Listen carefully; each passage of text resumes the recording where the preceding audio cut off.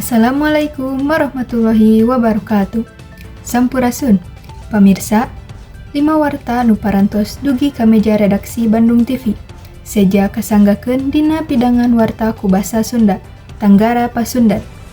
Edisi dinten ieu Minggu kaping 1 Maret 2020 genep. Simkuring pun Adni Febrianti anu baris ngadugikeun warta salengkepna. Musibah longsor anu disababkeun ku ayana tanah gerak, kaayaanana beuki parah lumangsung di Dusun Badungan, Desa Kalongan, Kecamatan Ungaran Timur, Kabupaten Semarang. Ieu kajantenan teh teu saukur nalutupan akses jalan, tapi oge ngancem pemukiman warga anu aya di sakitarna. Numutkeun panalungtikan di lokasi, kaayaan taneuh di Dusun Badungan teh tetela beuki labil. Balukarna katawis aya rengatan taneuh anu beuki lebar sareng jero. Anu tuluy ngageder nepi ka ngakibatkeun longsor.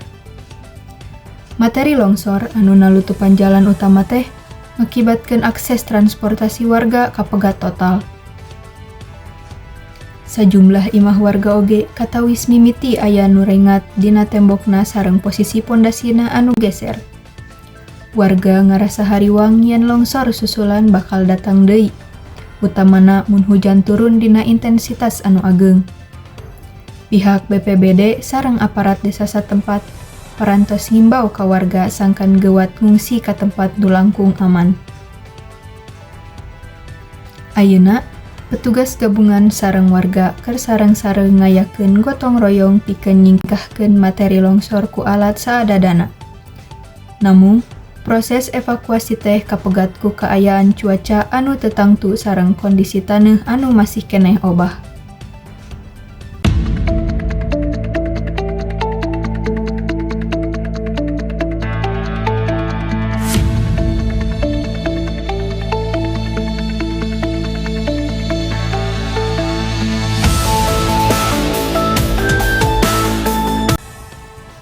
Pamirsa, musibah di Dusun Badungan ieu jadi perhatosan pikeun urang sadaya, sangkan langkung waspada kana tanda-tanda alam saperti tanah rengat. Urang doakeun mugia warga di Dusun Badungan dipaparin kasalamatan jeung kakuatan dina nyangharepan ieu musibah. Simkuring pun Adni Febrianti, seja amit mungkur amit mundur. Wassalamualaikum warahmatullahi wabarakatuh. Hurip Sunda.